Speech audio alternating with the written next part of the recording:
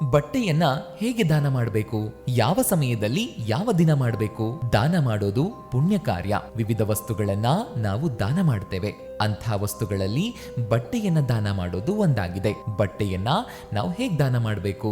ಬಟ್ಟೆಯನ್ನ ದಾನ ಮಾಡುವಾಗ ನಾವು ಯಾವೆಲ್ಲ ವಿಚಾರಗಳನ್ನ ಗಮನದಲ್ಲಿಟ್ಕೊಳ್ಬೇಕು?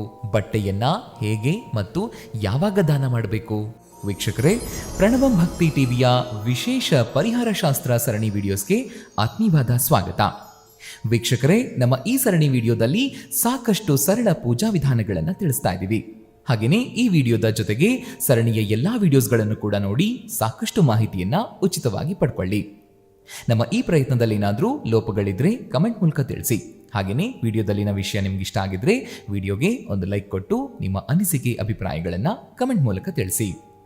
ಹಿಂದೆಲ್ಲ ಬಡತನ ಅನ್ನುವಂಥದ್ದು ಹೇಗಿತ್ತು ಅಂತಂದ್ರೆ, ಜನರಿಗೆ ತಿನ್ನೋದಕ್ಕೆ ಒಂದು ಹೊತ್ತಿನ ಊಟ, ಅದನ್ನ ತರೋದಕ್ಕೆ ಹಣ ಇರಲಿಲ್ಲ. ಹೊಟ್ಟೆ ಬಟ್ಟೆ ಕಟ್ಟಿ ಕುಟುಂಬವನ್ನ ನೋಡ್ಕೊಳ್ತಾ ಇದ್ರು. ನಾವು ಈ ಸ್ಥಿತಿಯನ್ನ ಎದುರಿಸದೇ ಇದ್ರೂ ಇದನ್ನೆಲ್ಲ ಅನುಭವಿಸಿದ ನಮ್ಮ ಹಿರಿಯರು ನಮಗೆ ಆಗಾಗ್ಗೆ ಇವುಗಳ ಬಗ್ಗೆ ಹೇಳಿರೋದನ್ನ ಕೇಳಬಹುದು. ಇತ್ತೀಚಿನ ದಿನಗಳಲ್ಲಿ ಬಟ್ಟೆ ಇಲ್ಲದ ವ್ಯಕ್ತಿಯನ್ನು ನೋಡೋದಕ್ಕೆ ಸಾಧ್ಯ ಇಲ್ಲ ಅಂತಾನೆ ಹೇಳ್ಬಹುದು. ವಾರ್ಡ್ರೋಬ್ ತೆರೀತಾ ಇದ್ದಂತೆ ಬಟ್ಟೆಗಳ ಸರಮಾಲೆಯನ್ನೇ ನೋಡಬಹುದು. ನಮಗೆ ಇಷ್ಟ ಆಗೋವರೆಗೂ ಕೂಡ ಒಂದು ಬಟ್ಟೆಯನ್ನ ಧರಿಸಿ ಅದು ಬೇಡ ಅಂತ ಅನಿಸಿದಾಗ ಒಂದು ಎಸಿತೀವಿ, ಇಲ್ಲ ಯಾರಿಗಾದ್ರೂ ದಾನವಾಗಿ ನೀಡ್ತೀವಿ. ಕೆಲವರು ಹೊಸ ಬಟ್ಟೆಯನ್ನ ದಾನ ಮಾಡಿದ್ರೆ ಇನ್ನು ಕೆಲವರು ಹಳೆ ಬಟ್ಟೆಯನ್ನ ದಾನ ಮಾಡ್ತಾರೆ. ಬಟ್ಟೆಗಳನ್ನ ದಾನ ಮಾಡುವಾಗ್ಲೂ ಕೆಲವೊಂದು ವಿಧಿ ವಿಧಾನಗಳನ್ನ, ನಿಯಮಗಳನ್ನ ಪಾಲಿಸಬೇಕಾಗತ್ತೆ. ಬಟ್ಟೆಗಳನ್ನ ದಾನ ಮಾಡೋ ಮೊದಲು ಕೆಲವೊಂದು ವಿಚಾರಗಳನ್ನ ಗಮನದಲ್ಲಿಟ್ಕೊಳ್ಬೇಕು. ಇಲ್ಲವಾದ್ರೆ ಜೀವನದಲ್ಲಿ ನಕಾರಾತ್ಮಕ ಶಕ್ತಿ ತುಂಬಿಕೊಳ್ಳುತ್ತೆ. ಬಟ್ಟೆಗಳನ್ನ ದಾನ ಮಾಡೋ ಮೊದಲು ಇವುಗಳು ಗಮನದಲ್ಲಿರಲಿ. ಬಟ್ಟೆಯನ್ನ ನಾವು ಇತರರಿಗೆ ದಾನ ಮಾಡೋ ಮೊದಲು ಆ ಬಟ್ಟೆಯನ್ನ ನಾವು ದಾನ ಮಾಡೋದಕ್ಕೆ ಯೋಗ್ಯವೇ ಅಥವಾ ಇಲ್ಲವೇ ಅನ್ನೋದನ್ನ ಗಮನದಲ್ಲಿಟ್ಕೊಳ್ಬೇಕು. ಒಂದು ವೇಳೆ ನೀವು ಧರಿಸದೇ ಇರುವಂತಹ ಬಟ್ಟೆಯನ್ನ ದಾನ ಮಾಡೋದಕ್ಕೆ ಹೊರಟ್ರೆ ಅದನ್ನ ಯಾವ ಕಾರಣಕ್ಕಾಗಿ ದಾನ ಮಾಡಬೇಕು ಅನ್ನೋದನ್ನ ಯೋಚಿಸಿ. ನಾವು ದಾನ ಮಾಡೋ ಮೊದಲು ತೆಗೆದುಕೊಂಡ ಬಟ್ಟೆಯನ್ನ ಹರಿದಿದೆಯೇ, ಹಾಳಾಗಿದೆಯೇ, ಅಥವಾ ಯಾವುದಾದ್ರೂ ಕೆಟ್ಟ ಘಟನೆಯೊಂದಿಗೆ ಸಂಬಂಧವನ್ನ ಹೊಂದಿದೆಯೇ ಅನ್ನೋದನ್ನ ಯೋಚಿಸಬೇಕು. ದಾನ ಮಾಡೋದಕ್ಕೆ ಯೋಗ್ಯವಾದ ಬಟ್ಟೆಯನ್ನ ಮಾತ್ರ ನಾವು ದಾನ ಮಾಡಬೇಕು. ಹರಿದು ಹೋದ ಬಟ್ಟೆಯನ್ನ ಅಥವಾ ಹಾಳಾದ ಬಟ್ಟೆಯನ್ನ ದಾನ ಮಾಡೋದನ್ನ ದಾನ ಅಂತ ಕರೆಯಲಾಗೋದಿಲ್ಲ. ಬಟ್ಟೆಯನ್ನ ದಾನ ಮಾಡೋ ಮುನ್ನ ಈ ಕೆಲಸ ಮಾಡಿ. ನಾವು ಯಾವುದೇ ಒಂದು ಬಟ್ಟೆಯನ್ನಾಗಿರಬಹುದು, ಶೂ ಆಗಿರಬಹುದು, ವಾಚ್ಗಳಾಗಿರಬಹುದು ಧರಿಸಿದಾಗ ನಮ್ಮಲ್ಲಿನ ಭಾವನೆಗಳು, ಆಲೋಚನೆಗಳು ಮತ್ತು ಸಂದರ್ಭಗಳು ಬಟ್ಟೆಯನ್ನ ಸೇರ್ಕೊಳ್ಳುತ್ತವೆ. ನಮ್ಮಲ್ಲಿನ ಧನಾತ್ಮಕ ಶಕ್ತಿಯಾಗಿರಬಹುದು ಅಥವಾ ನಕಾರಾತ್ಮಕ ಶಕ್ತಿಯಾಗಿರಬಹುದು, ಅದು ನಾವು ಧರಿಸಿದ ಬಟ್ಟೆಯಲ್ಲಿ ಸೇರ್ಕೊಂಡಿರುತ್ತೆ. ಇಂಥ ಬಟ್ಟೆಯನ್ನ ನಾವು ಯಾರಿಗಾದ್ರೂ ದಾನ ಮಾಡಿದಾಗ ನಮ್ಮ ಧನಾತ್ಮಕ ಶಕ್ತಿ ಅವರನ್ನ ಸೇರ್ಕೊಂಡು ನಿಮ್ಮ ಬಾಳಲ್ಲಿ ಬಿರುಗಾಳಿಯನ್ನ ಎಬ್ಬಿಸಬಹುದು.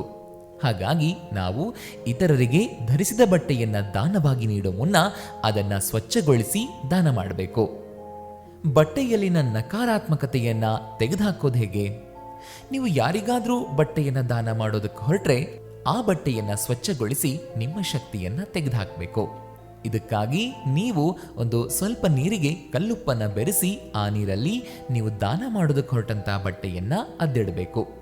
1-2 ಸೆಕೆಂಡುಗಳ ಬಳಿಕ ಆ ಬಟ್ಟೆಯನ್ನ ತೆಗೆದು ಒಣಗಿಸಿ ನಂತರ ದಾನ ಮಾಡಬೇಕು.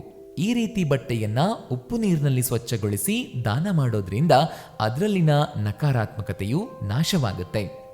ನಾವು ಬಟ್ಟೆಯನ್ನ ಯಾರಿಗೆ ದಾನ ಮಾಡಬೇಕು? ಬಟ್ಟೆಯನ್ನ ದಾನ ಮಾಡುವ ಮೊದಲು ನಾವು ಯಾರಿಗೆ ಬಟ್ಟೆಯನ್ನ ದಾನ ಮಾಡಬೇಕು ಅನ್ನೋದನ್ನ ಸರಿಯಾಗಿ ಪರಿಶೀಲನೆ ಮಾಡಬೇಕು. ಬಟ್ಟೆಯನ್ನ ನಾವು ಅಗತ್ಯವಿರುವವರಿಗೆ, ಅದರಲ್ಲೂ ಗೌರವದಿಂದ ಬದುಕುವವರಿಗೆ ಮಾತ್ರ ದಾನ ಮಾಡಬೇಕು. ಬಟ್ಟೆಯನ್ನ ದಾನ ಮಾಡುವಾಗ ಮನಸ್ಸಿನಲ್ಲಿ ಹೆಮ್ಮೆ ಅಥವಾ ನಾನು ದಾನ ಮಾಡ್ತಾ ಇದ್ದೇನೆ ಎನ್ನುವ ಅಹಂಕಾರ ಇರಬಾರದು. ನನ್ನ ಈ ನಿಷ್ಪ್ರಯೋಜಕ ವಸ್ತು ಇನ್ಯಾರಿಗೋ ಸಹಾಯವಾಗ್ತಾ ಇದೆ ಅನ್ನೋದನ್ನ ತಲೆಯಲ್ಲಿಟ್ಕೊಂಡು ದಾನ ಮಾಡಿ. ಮನಸ್ಸಿನಲ್ಲಿ ಅಹಂಕಾರ ಅಥವಾ ಹೆಮ್ಮೆಯನ್ನ ಇಟ್ಕೊಂಡು ಮಾಡಿದ ದಾನ ಎಂದಿಗೂ ಪ್ರಯೋಜನಕ್ಕೆ ಬರೋದಿಲ್ಲ. ದಾನವನ್ನ ಸಂಪೂರ್ಣ ಮನಸ್ಸಿನಿಂದ ನೀಡಬೇಕು. ಬಟ್ಟೆಯನ್ನ ದಾನ ಮಾಡುವಾಗ ಮನಸ್ಸಿನಲ್ಲಿ ಬೇಸರವನ್ನ ಅಥವಾ ದುಃಖವನ್ನ ಇಟ್ಕೊಂಡು ದಾನ ಮಾಡಬಾರದು. ಇದು ನನ್ನದು, ನಾನು ಧರಿಸಿರುವ ಬಟ್ಟೆ, ಇದು ನನಗೆ ತುಂಬಾ ಇಷ್ಟವಾದ ಬಟ್ಟೆ ಅಂತ ಮನಸ್ಸಿನಲ್ಲಿಟ್ಕೊಳ್ಬಾರ್ದು. ನಾವು ಇತರರಿಗೆ ದಾನ ಮಾಡುವ ವಸ್ತುಗಳ ಬಗ್ಗೆ ಅತಿಯಾದ ವ್ಯಾಮೋಹವನ್ನಿಟ್ಕೊಂಡು ದಾನ ಮಾಡಿದ್ರೆ ಆ ದಾನ ಅಪೂರ್ಣವಾಗಿರುತ್ತೆ. ನೀವು ಆ ವಸ್ತುವಿನ ಮೇಲೆ ವ್ಯಾಮೋಹವನ್ನಿಟ್ಕೊಂಡು ದಾನ ಮಾಡೋದ್ರಿಂದ ನಿಮ್ಮ ಶಕ್ತಿ ಆ ವಸ್ತುವಿನಲ್ಲೇ ಇರುತ್ತೆ. ಯಾವ ಸಮಯದಲ್ಲಿ ದಾನ ಮಾಡಬೇಕು? ದಾನ ಮಾಡೋದಕ್ಕೂ ಕೂಡ ಅದರದ್ದೇ ಆದ ಸಮಯ ಇದೆ. ಎಲ್ಲ ಸಮಯದಲ್ಲೂ ದಾನ ಮಾಡೋದು ಒಳ್ಳೆಯದಲ್ಲ.